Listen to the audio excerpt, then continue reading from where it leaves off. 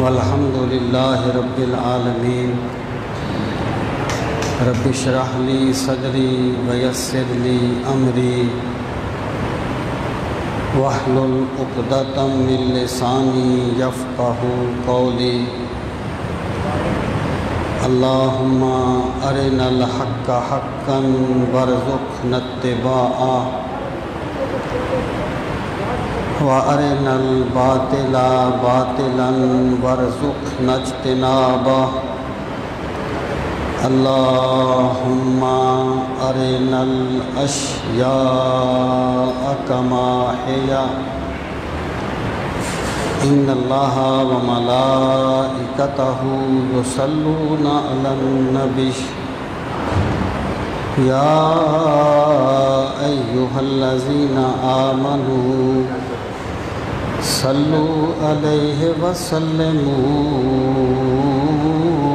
تسلیما اللہم صل وسلم علی سیدنا و مولانا محمد وعلی آل و اصحاب سیدنا و مولانا محمد وبارک وسلم وصلی علیہ الصلاۃ والسلام علیک یا رسول اللہ وعلی آلک وَأَصْحَابِكَ يَا حَبِيبَ اللَّهِ الصَّلَاةُ وَالسَّلَامُ عَلَيْكَ يَا شَفِيعَ الْمُذْنِبِينَ وَعَلَى آلِكَ وَأَصْحَابِكَ يَا رَحْمَةً لِلْعَالَمِينَ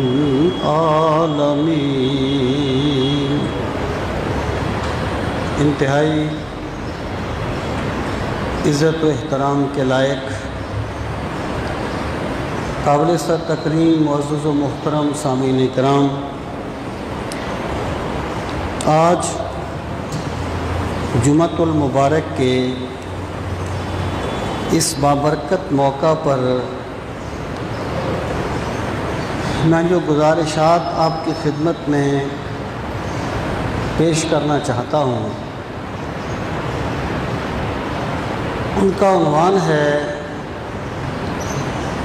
تصوف اور طریقے تصوف، یعنی تصوف کیا ہے، جس طریقے سے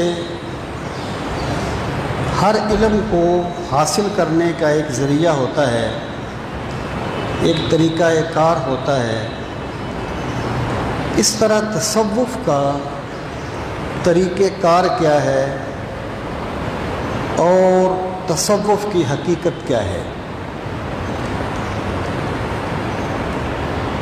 اس بات کو سمجھنا اس لیے بہت ضروری ہے کہ اس بارے میں بھانت بھانت کی بولیاں بولی جاتی ہیں۔ ایک طرف سے یہ کہہ دیا گیا کہ تصوف ایک متوازی دین ہے، یعنی جس طریقے سے اسلام ایک دین ہے، اس طرح تصوف کوئی اس کے علاوہ اس کی متوازی ایک اور دین ہے، یعنی استغفر اللہ، گویا تصوف کا اسلام کے ساتھ کوئی تعلق نہیں ہے، بلکہ یہ کوئی اجمی سازش ہے اور یہ اسلام کے مقابلے میں ایک دوسرا دین ہے۔ اور کسی نے تصوف کو ایک افیون قرار دیا۔ جس طریقے سے افیون بندے کے قوائے عمل کو مزمحل کر دیتی ہے اور اسے کسی کام کے قابل نہیں چھوڑتی، یہ کہا گیا کہ استغفر اللہ، تصوف بھی کوئی ایسی ہی چیز ہے جس نے امت مسلمہ کے قوائے عمل کو مزمحل کر دیا اور انہیں ترقی کرنے سے روک دیا۔ یہ تو وہ زیادتی تھی جو اینٹی تصوف لوگوں نے کی، جن کے خمیر میں تصوف کے ساتھ ایک دشمنی تھی، یہ تو ان کی باتیں تھیں۔ اب یہاں تک دوسرے لوگوں کا تعلق ہے جو تصوف کے خلاف نہیں تھے، بلکہ اپنے خیال میں وہ تصوف کے راستے سے ہی تعلق رکھتے تھے۔ انہوں نے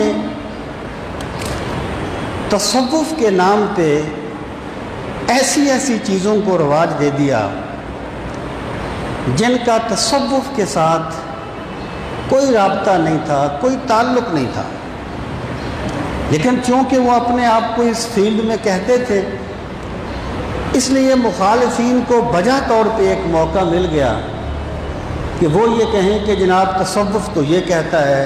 وہ نظروں بہت دور چلی گئی اور لوگ بھول گئے کہ تصوف کیا ہے، اس کی حقیقت کیا ہے۔ سامعین محترم، یہ بات میں آپ سے پہلے بھی ایک اور نقطۂ نظر سے عرض کر چکا ہوں،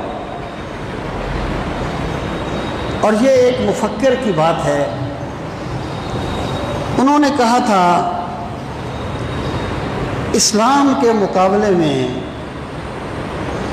کفر اتنا نقصان دہ نہیں ہوتا جتنا اسلام کے مقابلے میں خود ساختہ اسلام نقصان دہ ہوتا ہے۔ ایک بندہ اگر کافر بن کے آتا ہے تو ٹھیک ہے، وہ کھلا کافر ہے، آپ سمجھتے ہیں کہ وہ کافر ہے، لیکن اگر ایک بندہ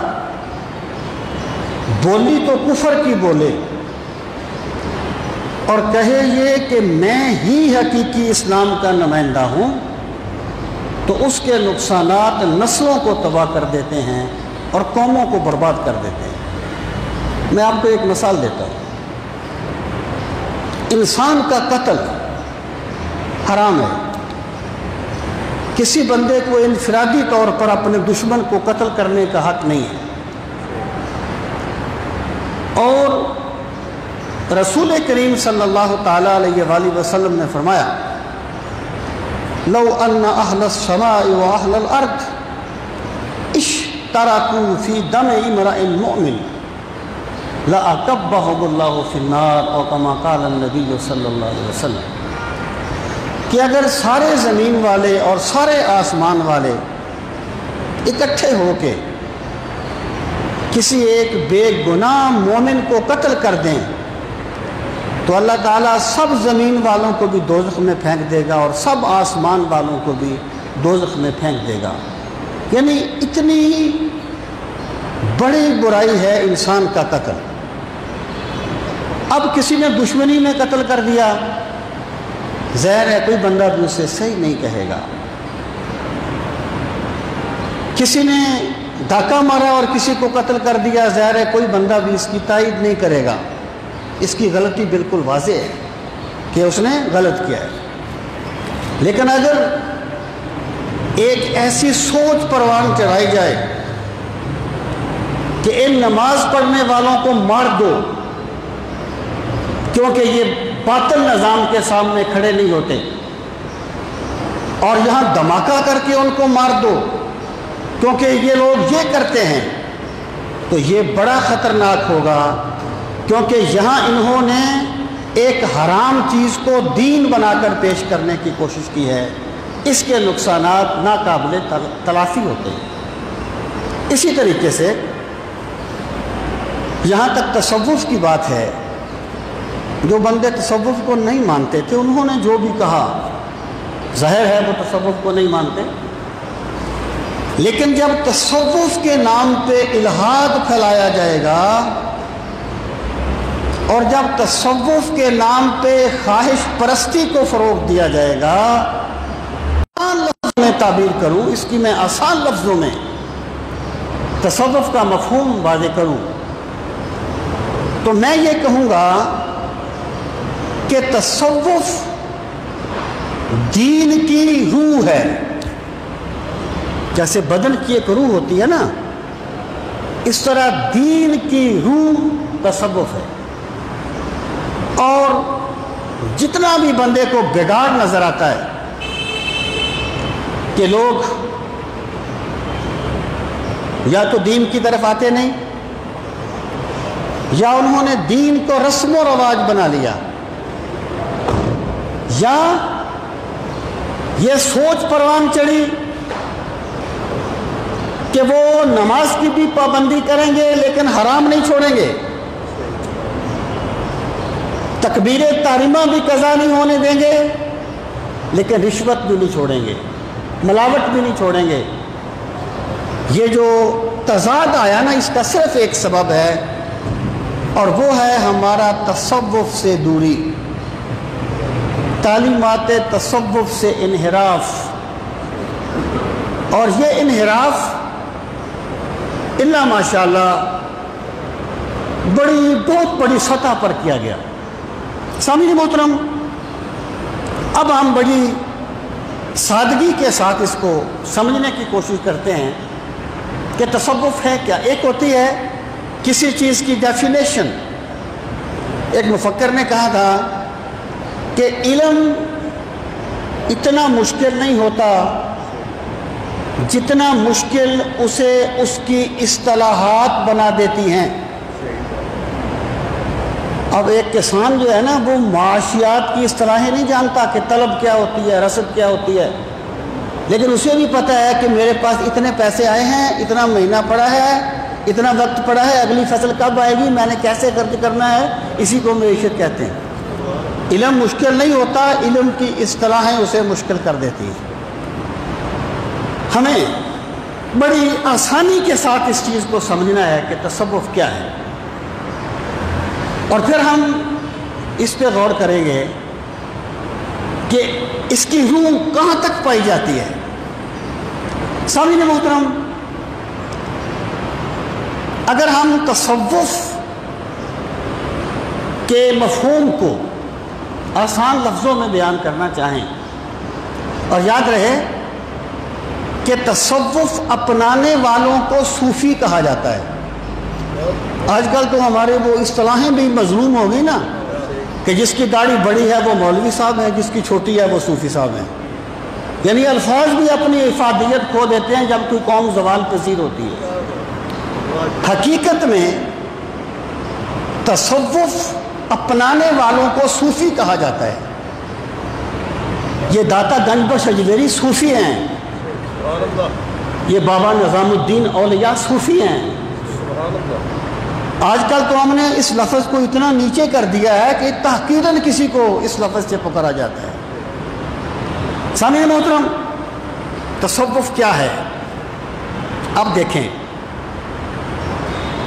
کوئی بھی علم ہوتا ہے نا، علم، اس علم کا ایک دائرہ کار ہوتا ہے جس کو کہتے ہیں اس علم کا موضوع۔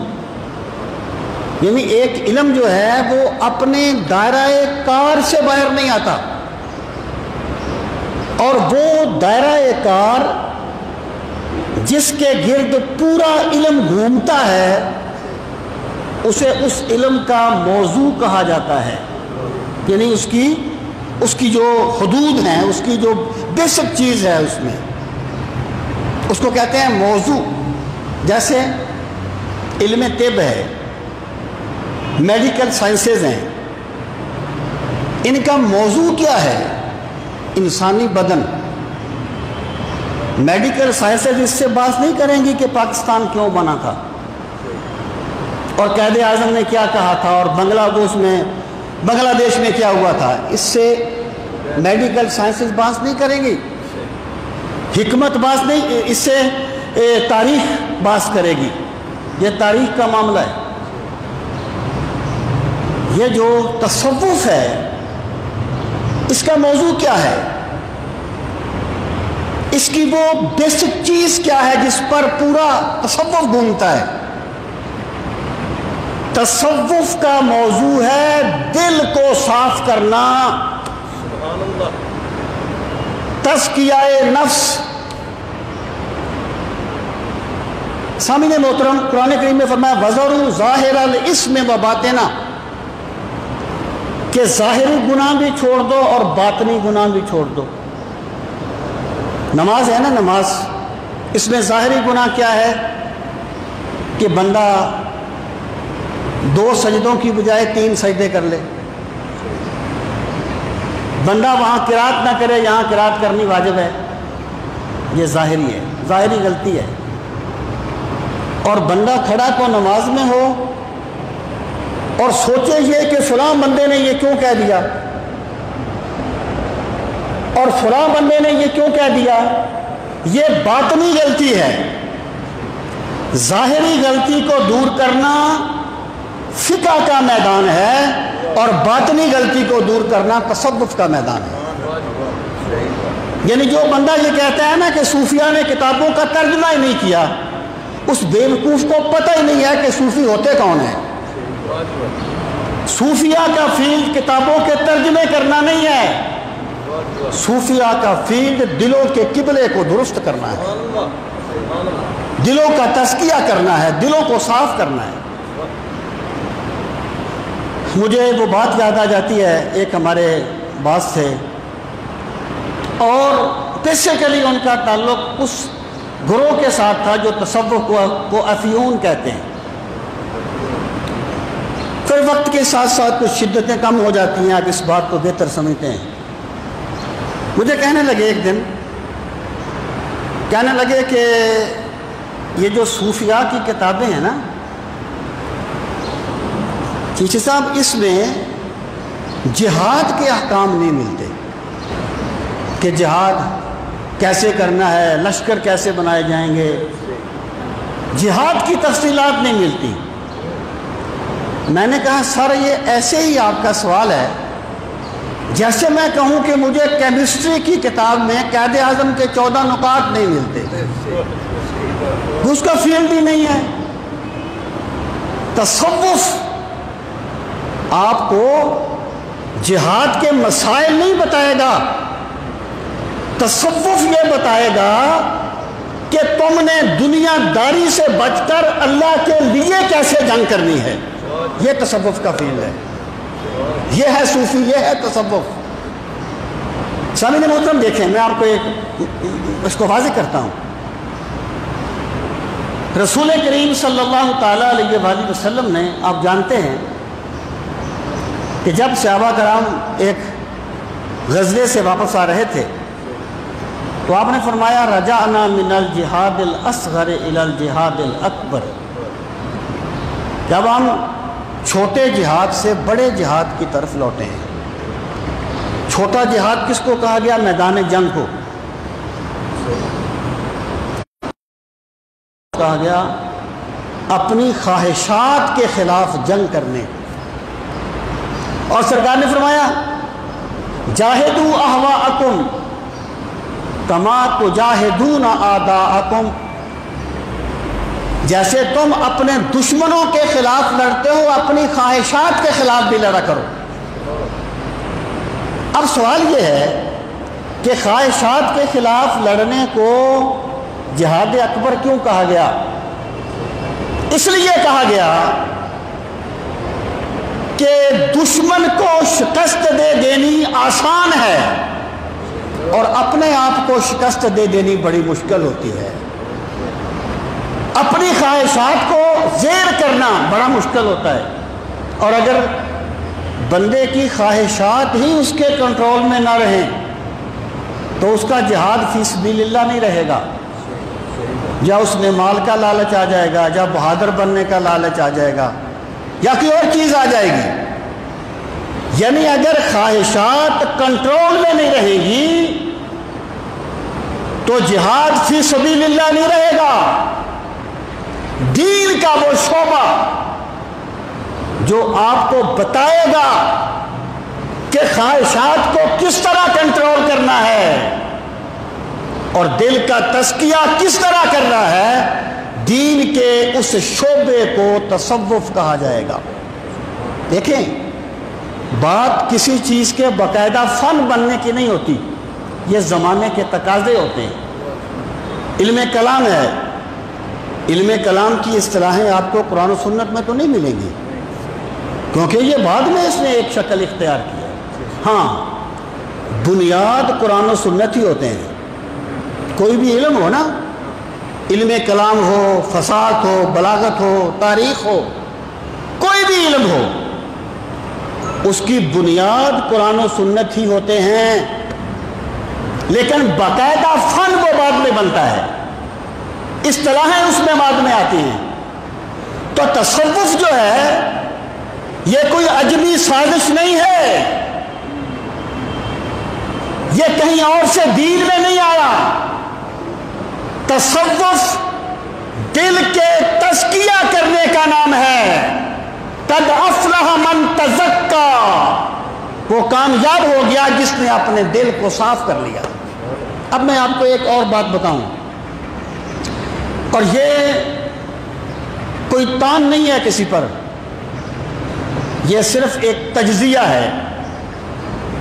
خدا کرے کہ میرا تجزیہ غلط ہو، لیکن شواہد اس کو صحیح کہتے ہیں کہ جن لوگوں نے ہر وہ کرپشن کریں گے جو کوئی بھی دنیا دار کرتا ہے، اور یہاں انہیں قبضہ ملے گا، ہر وہ بدماشی کریں گے جو کوئی بھی تنظیم کرتی ہے، اس کی وجہ کیا ہے کہ دل میں تقویٰ کا نور نہیں ہے۔ دلائل بہت ہیں، کیونکہ اس فیلڈ کو انہوں نے ویسے ہی چھوڑ دیا۔ وہ جو اقبال نے کہا تھا نا، خرد نے کہہ بھی دیا لا الہ تو کیا حاصل، خرد نے کہہ بھی دیا لا الہ تو کیا حاصل، دل و نگاہ مسلمان نہیں تو کچھ بھی نہیں۔ عقل جو ہے نا، عقل یہ دلیل سے مسلمان ہوتی ہے، اور دل جو ہے نا یہ تزکیہ سے مسلمان ہوتا ہے۔ لفظ اسلام سے یورپ کو اگر قید ہے تو خیر، لفظ اسلام سے یورپ کو اگر قید ہے تو خیر، دوسرا نام اسی دین کا ہے فقر غیور۔ اگر کسی بندے کو تصوف سے دشمنی ہے تو وہ تزکیہ نفس کہہ لے، لیکن داتا حجویری کے راستے کو چھوڑے نہیں، ورنہ مارا جائے گا۔ سامعین محترم، تو تصوف کیا ہے؟ بیسیکلی تصوف دین کا وہ شعبہ ہے جو دلوں کا تزکیہ کرتا ہے۔ میں ایک مثال دیتا ہوں۔ ایک بندہ یہ سوچتا ہے کہ اللہ تعالیٰ کی جو صفات ہیں وہ قدیم ہیں یا حادث ہیں، قرآن مخلوق ہے یا غیر مخلوق ہے، اور بندہ یہ سوچتا ہے کہ میں نماز پڑھ رہا تھا اور میں نے نماز پڑھتے ہوئے 2 کی بجائے 3 سجدے کر دیے ایک رکعت میں، اب میری نماز ہوگی یا نہیں ہوگی؟ میرے بھائی، اگر آپ یہ جاننا چاہتے ہیں اللہ تعالیٰ کی صفات کیا ہیں، کیسی ہیں، اس کا جواب آپ کو علم تاریخ میں نہیں ملے گا، علم نحو میں نہیں ملے گا، علم صرف میں نہیں ملے گا، فصاحت و بلاغت میں نہیں ملے گا، اس کا جواب آپ کو علم کلام میں ملے گا۔ اگر کوئی بندہ یہ چاہتا ہے کہ وہ یہ معلوم کرے کہ میں نے 2 کی بجائے 3 سجدے کر دیے، یا 2 کی بجائے 1 سجدہ کر دیا، یا جہاں قرات کرنی تھی وہاں نہیں کی، جہاں نہیں کرنی تھی وہاں کر دی، میری نماز ہوئی ہے کہ نہیں ہوئی؟ اس کا جواب آپ کو تصوف میں نہیں ملے گا، فصاحت و بلاغت میں نہیں ملے گا، اس کا جواب آپ کو علم الفقہ میں ملے گا۔ اور اگر کوئی بندہ یہ چاہتا ہے کہ وہ یہ معلوم کرے کہ میرا نماز پڑھنے کو دل کیوں نہیں کرتا، جب میں نماز میں کھڑا ہوتا ہوں میری توجہ نماز کی طرف کیوں نہیں رہتی، مجھے یکسوئی کیوں نہیں ملتی، میرا دل دنیا کی طرف راغب کیوں ہو گیا ہے، اس کا جواب آپ کو علم فقہ میں نہیں ملے گا، علم تاریخ میں نہیں ملے گا، فصاحت و بلاغت میں نہیں ملے گا، صرف و نحو میں نہیں ملے گا، اس کا جواب آپ کو علم تصوف میں ملے گا۔ تو تصوف جو ہے یہ بیسیکلی دین کا ایک شعبہ ہے جس کا موضوع اور جس کا دائرہ کار دلوں کا تزکیہ کرنا ہے اور دلوں کو صاف کرنا ہے۔ سامعین محترم، دور نبوت تو ایک بے مثال دور تھا جس میں صحابہ کرام کو جو بھی چیز پیش آتی وہ سرکار سے پوچھ لیتے، کوئی اصطلاح ہی نہیں بنی تھی۔ اس طریقے سے جب بعد میں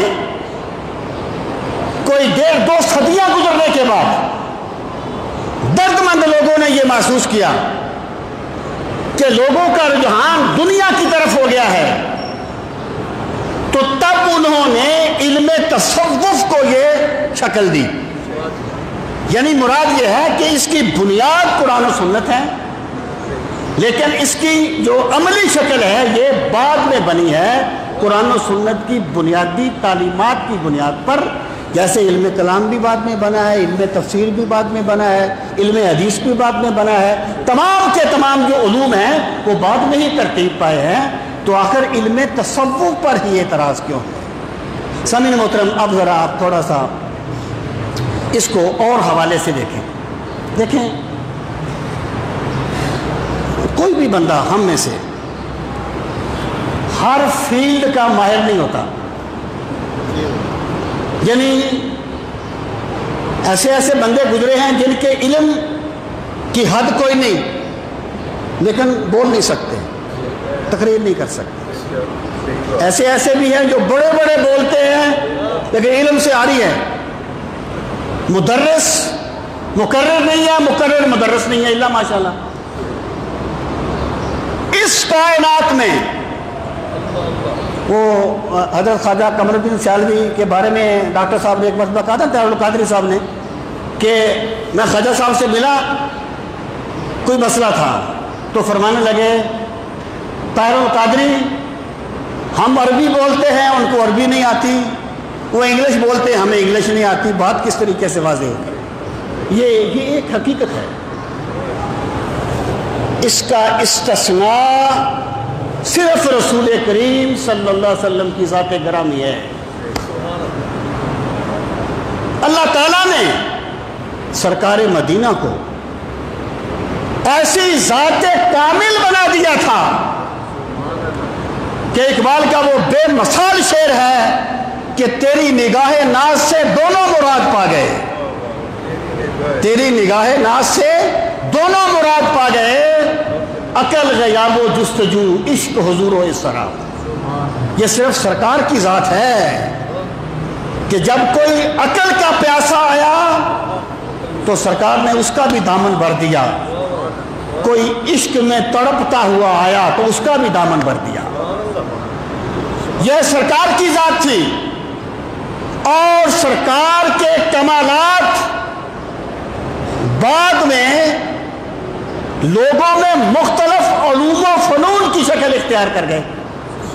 یہ میں تصوف کی وضاحت ایک اور پوائنٹ آف ویو سے کر رہا ہوں۔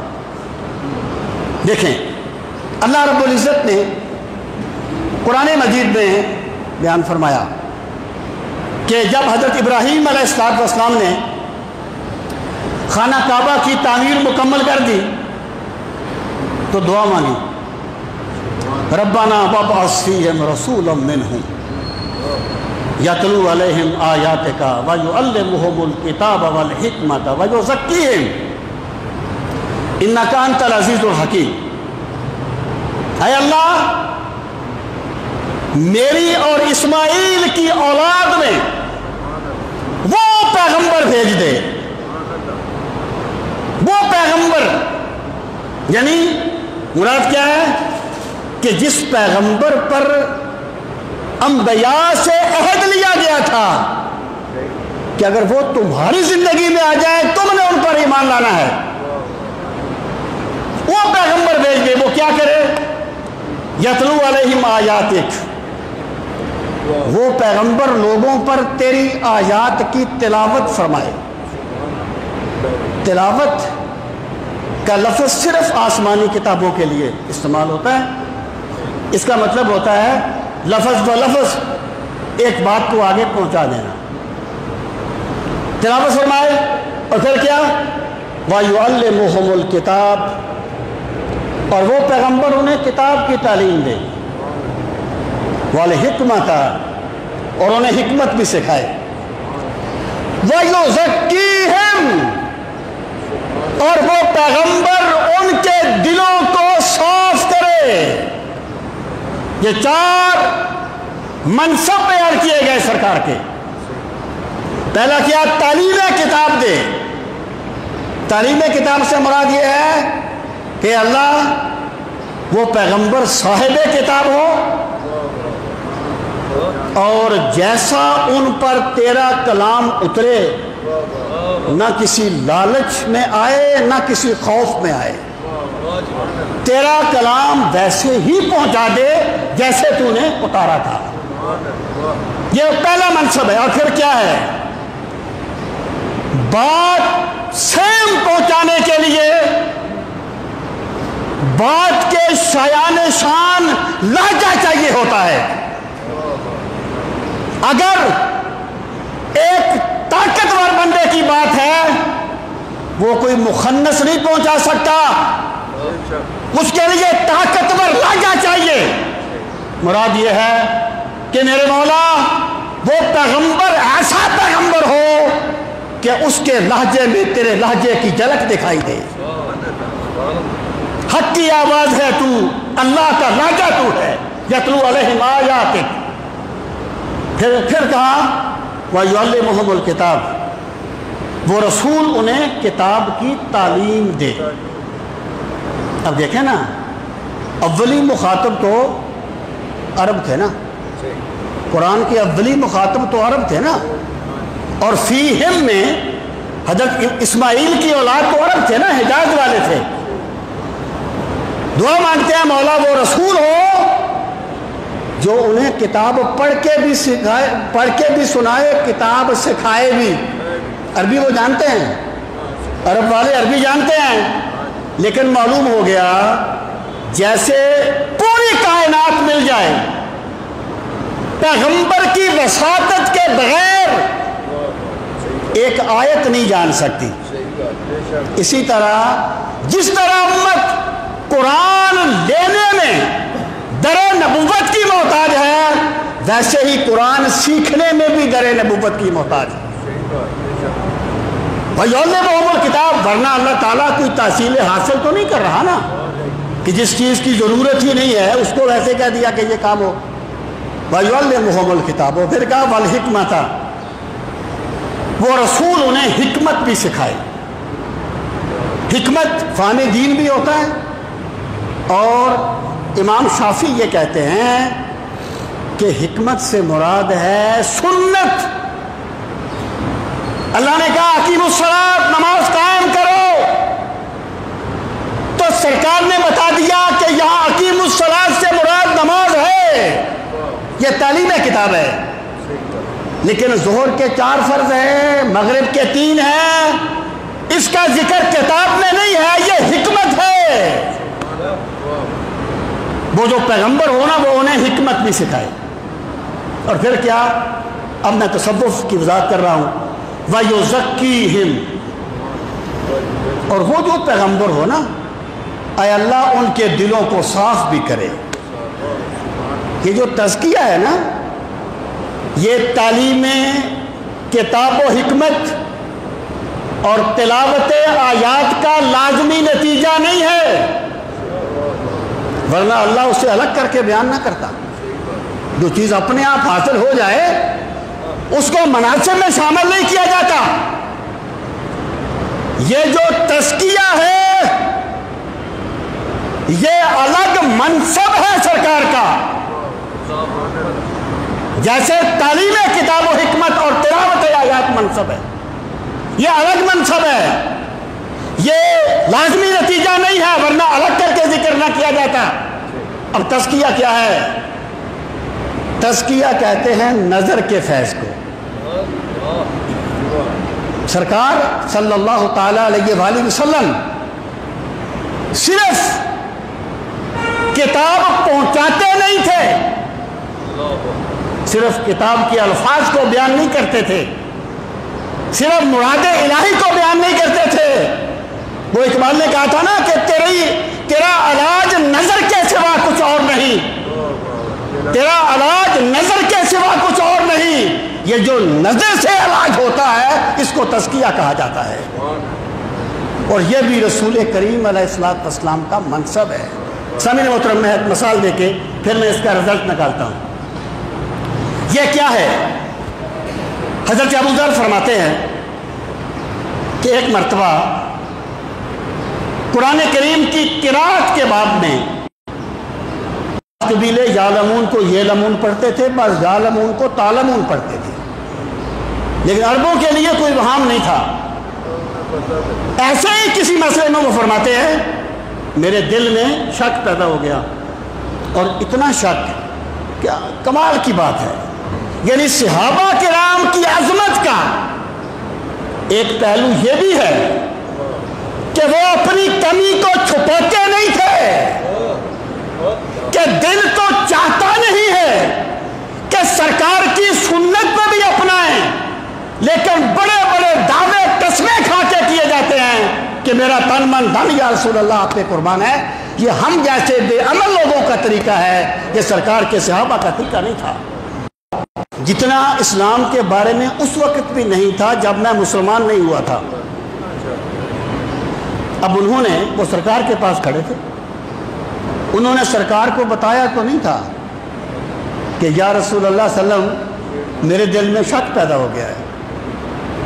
وہ اقبال نے کہا تھا نا کہ علاج زو سے یقین سے ہو نہیں سکتا، علاج زو سے یقین ان سے ہو نہیں سکتا. غریب گرچہ ہیں راضی کے نکتہ ہائے دقیق، یہ دقیق نکتے دماغ کا شک دور کرتے ہیں، دل کے شک دور نہیں کرتے. کہتے ہیں سرکار کو بتایا نہیں. وہ فرماتے ہیں حضرت ابو ذر رسول اللہ انہوں نے نہیں بتایا کہ شک آ گیا ہے، لیکن بھائی تیری اور میری نظر صرف جسموں کو دیکھتی ہے، اور سرکار مدینہ کی نظر جسموں کو بھی دیکھتی ہے، روحوں کو بھی دیکھتی ہے. لا پیغمبر کی نظر تیری میری نظر کی طرح نہیں ہوتی. فرماتے ہیں جب سرکار نے دیکھا کہ میرے دل میں چھا گیا ہے جو چھا گیا ہے، یعنی شک آ گیا ہے، تو سرکار نے اپنا دست پاک میرے سینے پر مارا. فَفِتُّ أَرْكَنْ، میں پسینے سے شرابور ہو گیا. جب سرکار نے اپنا دست پاک اس طرح مارا نا تو میں پسینے سے شرابور ہو گیا. اب مجھے دست الہی کی عظمتیں لیے ہوئے ہیں. فرماتے ہیں میرے سینے میں میں پسینے سے شرابور ہو گیا. اور پھر فرماتے ہیں کہ وہ جو مجھے شک ہو گیا تھا نا وہ اس قدر یقین میں بدل گیا کأنی انظر الی اللہ، گویا کہ میں اللہ کا دیدار کر رہا ہوں. یہ چار منصب تھے نا، تلاوت آیات، اس کے وارث بن گئے قرہ حضرات جنہوں نے قرآن پڑھ کے سنایا. تعلیم کتاب، اس کے وارث بن گئے مفسرین، اور مفسرین نے ایک ایک آیت کا مفہوم سمجھنے کے لیے بڑے بڑے لمبے لمبے چلے کاٹے اور تعلیم حکمت اس کے وارث بن گئے محدثین، اور تزکیہ قلب اس کے وارث بن گئے صوفیاء۔ یہ وراثت اہل تصوف میں چلی، یہ دلوں کو صاف کرنا یہ صوفیاء کا کام ہے، اور یہ میرے سرکار کی میراث ہے جو اہل تصوف کو ملی ہے۔ سامعین محترم، تو تصوف کیا ہے کہ وہ جو سورہ جمعہ میں آتا ہے نا کہ اللہ کے پیغمبر دلوں کو صاف کرتے ہیں، ان لوگوں کا بھی اور وہ لوگ بھی لما یلحقوا بہم جو ابھی تک ان سے نہیں ملے۔ مراد کیا ہے کہ یا تو سرکار کا فیض بندے کو ڈائریکٹ مل جاتا ہے اور اس کا دل صاف ہو جاتا ہے، یا سرکار کے فیض پانے والوں کے صدقے میں اسے فیض مل جاتا ہے، اس کا دل صاف ہو جاتا ہے۔ یہ جو تزکیہ قلب ہے نا، سرکار کی ایک شان، اس کے وارث اہل تصوف ہیں۔ جس طریقے سے ہم کہتے ہیں اگر تم نے گرامر سیکھنی ہے بھائی تو اس طریقے سے پڑھو، اس طریقے سے جس علم میں تزکیہ قلب کو زیر باس لایا جاتا ہے اس علم کو تصوف کہا جاتا ہے۔ سامعین محترم، ایک اور فائدہ ویو سے اس بات کو لے لیں، پھر میں آگے آتا ہوں۔ وہ یہ کہ حدیث جبریل آپ نے سن رکھی ہے کہ حضرت عمر فرماتے ہیں کہ ہم بیٹھے ہوئے تھے، ایک بندہ آ گیا سرکار کی بارگاہ میں، ہم اسے پہچانتے نہیں تھے، اس کے کپڑے بڑے سفید تھے اور بال بڑے کالے تھے، ہم اسے پہچانتے نہیں تھے۔ مطلب کیا ہے کہ اگر یہ اجنبی ہے، کہیں باہر سے آیا ہے، تو اس کے کپڑوں پر گرد و غبار ہونا چاہیے، اس کے چہرے پر مٹی کے آثار ہونے چاہیے، اونٹ پہ بیٹھ کے آیا ہوگا، پیدل آیا ہوگا، پھر سواری پہ آیا ہوگا، اور اگر یہ ہمینے سے آیا تو ہمیں اسے پہچاننا چاہیے، لیکن وہ نہ ہم اسے پہچانتے تھے، نہ اس کے کپڑوں پر کوئی گرد و غبار تھا۔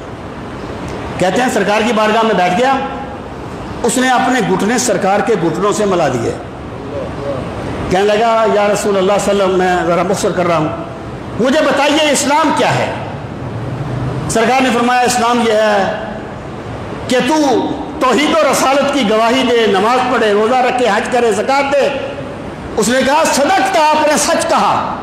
کہتے پھر ہمیں تعجب ہوا کہ بھئی یہ تائید کیوں کرتا ہے؟ اگر یہ جانتا ہے تو پوچھتا کیوں ہے؟ اگر یہ نہیں جانتا ہے تو تائید کیوں کرتا ہے؟ پھر ہمیں تعجب ہوا۔ پھر اس نے پوچھا ایمان کیا ہے؟ پر فرمایا اللہ کو مان، آخرت کو مان، فرشتوں کو مان، یہ 5 چیزیں بیان کی، تقدیر کو مان، یہ ایمان ہے۔ پھر اس نے کہا صدقتا۔ پھر اس نے کہا یا رسول اللہ صلی اللہ علیہ وسلم احسان کیا ہے؟ آپ نے فرمایا احسان یہ ہے ان تعبد اللہ کأنک تراہ فإن لم تکن تراہ فإنہ یراک، کہ جب تو اللہ کی عبادت کرے تو اس طرح تیری کیفیت ہونی چاہیے کہ جیسے تو اللہ کو دیکھ رہا ہے، تو اور کہیں میں اور کہیں، تیرے نام کو سجدہ کون کرے؟ تو سامنے آ، میں سجدہ کروں، تب لطف ہے سجدہ کرنے کا۔ اللہ کی بندگی اس طرح کرے گویا تو اللہ کو دیکھ رہا ہے۔ اگر یہ نہ ہو تو کم از کم یہ سوچ لے کہ اللہ تجھے دیکھ رہا ہے، یہ احسان ہے۔ اب سامعین محترم، جو پہلی بات تھی نا کہ اسلام کیا ہے، توحید و رسالت کی گواہی، نماز، روزہ، حج، زکات، جب اس کو ایک پورا فن بنایا گیا تو یہ علم الاحکام بن گیا۔ علم الاحکام یا علم الفقہ، جو دوسری چیز تھی نا، توحید، رسالت، آخرت، فرشتے، تقدیر، جب اس کو ایک پورا فن بنایا گیا تو یہ علم العقائد بن گیا۔ جس طریقے سے ہمارے یہ اسکول کالج میں ہوتا ہے نا جی میرا انگلش کا پیریڈ ہے، یہ میرا جناب اب فزکس کا پیریڈ آ گیا ہے، مدارس میں ہوتا ہے یار میرا عقائد کا پیریڈ ہے، یار میرا فقہ کا پیریڈ ہے، وہ بن گیا علم العقائد۔ اور یہ جو چیز تھی نا جس کو احسان کہا گیا، جب اس کو باقاعدہ ایک فن کی شکل میں ڈالا گیا تو یہی علم تصوف بن گیا۔ تصوف کوئی عجمی سازش نہیں ہے، تصوف اخلاص اور تزکیہ قلب کا میدان ہے، اور یہی دین کی اصل ہے۔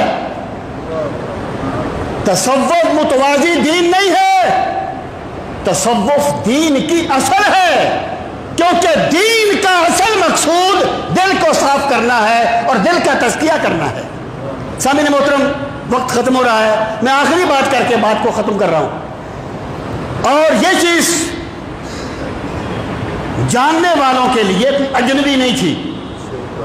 میں آپ کو مثال دیتا ہوں، امام احمد بن حنبل کتنے بڑے امام ہیں، کتنے بڑے امام ہیں۔ ان سے کسی نے پوچھا کہ اے امام فرمائیے مل اخلاص، اخلاص کسے کہتے ہیں، اخلاص کی کیا علامت ہے؟ انہوں نے فرمایا الاخلاص الخلاص الخلاص من آفات الاعمال، کہ اخلاص یہ ہے کہ تو عبادت کی مشقتوں کو مشقتیں نہ سمجھے، یعنی تو عبادت کرتے ہوئے کوئی بوجھ نہ سمجھے۔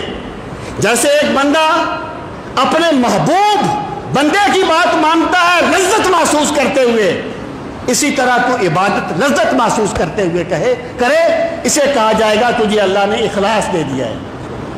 اور پھر اس نے کہا مت توکل، ہمارے تو سوال ہی اور طرح کے ہوتے ہیں نا آج کل، مت توکل، توکل کیا ہے؟ فرمایا الثقۃ باللہ، اللہ کی ذات پہ کامل اعتبار کرنا۔ پھر اس نے کہا مر رضا، رضا کیا ہے؟ آپ نے فرمایا تسلیم الامور الی اللہ، اپنے معاملات کو اللہ کے سپرد کر دینا۔ پھر اس نے سوال کیا مل محبہ، محبت کیا ہے، محبت الہی کیا ہے؟